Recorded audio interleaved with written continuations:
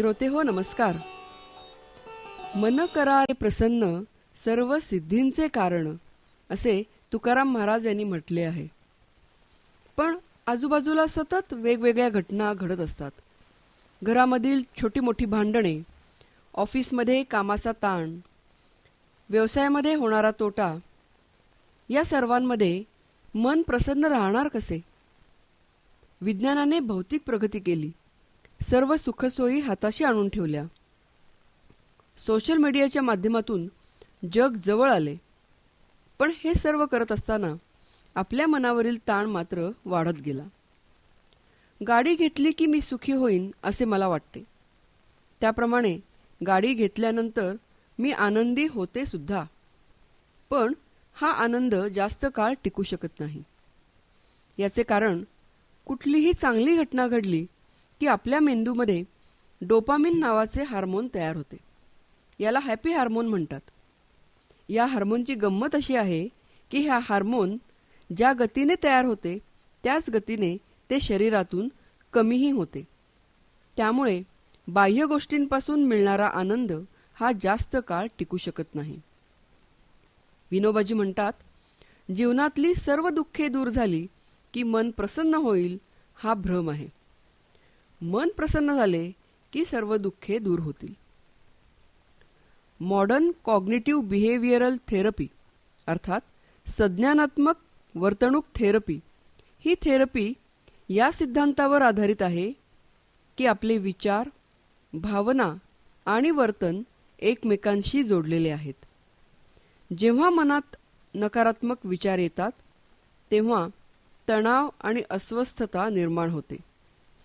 जीवनातील आव्हानांना तोंड देण्यासाठी आणि मानसिक आरोग्याच्या अनेक समस्यांवर मात करण्यासाठी ही थेरपी विकसित झाली आहे. ही थेरपी सांगते, घटनांकडे पाहण्याचा दृष्टिकोन बदला. ज्या गोष्टी तुमच्या हातात नाहीत त्यांना प्रतिक्रिया देऊ नका. सर्व करूनही पुन्हा अलिप्त रहा. तसं बघितलं तर लक्षात येतं की या थेरपी म्हणजे भगवद्गीतेत सांगितलेला निष्काम कर्मयोग आहे. अल्बर्ट एलिस या जगप्रसिद्ध मानसशास्त्रज्ञाने विकसित केलेल्या रॅशनल इमोटिव्ह थेरपी या आधुनिक उपचार पद्धतीत असं म्हटलं आहे की आपल्या मनातील भावना घडवण्याचं मुख्य कार्य आपल्या मनातील विचार करत असतात. हे विचार म्हणजे आपण स्वतःशीच मनातल्या मनात म्हटलेली वाक्य अर्थात सेल्फ टॉक. ही वाक्य बदला म्हणजे भावना बदलेल. सेल्फ टॉक नेहमी सकारात्मक असावा. उदाहरणार्थ, मी खूप आनंदी आहे, मी निरोगी आहे, मी शांत स्वरूप आहे. मन अत्यंत चंचल आहे. मनाला ताब्यात ठेवण्यासाठी, मनाला प्रसन्न ठेवण्यासाठी अध्यात्मामध्ये अनेक साधना सांगितल्या आहेत. त्यापैकी नामस्मरण ही एक साधना.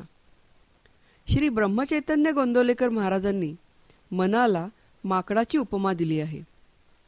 माकड ज्याप्रमाणे एका झाडावरून दुसऱ्या झाडावर उड्या मारते त्याप्रमाणे मन सुद्धा एका विषयावरून दुसऱ्या विषयावर उड्या मारते. मनाला नामस्मरणाच्या साखळीने बांधून ठेवावे म्हणजे ते एका जागी स्थिर राहील.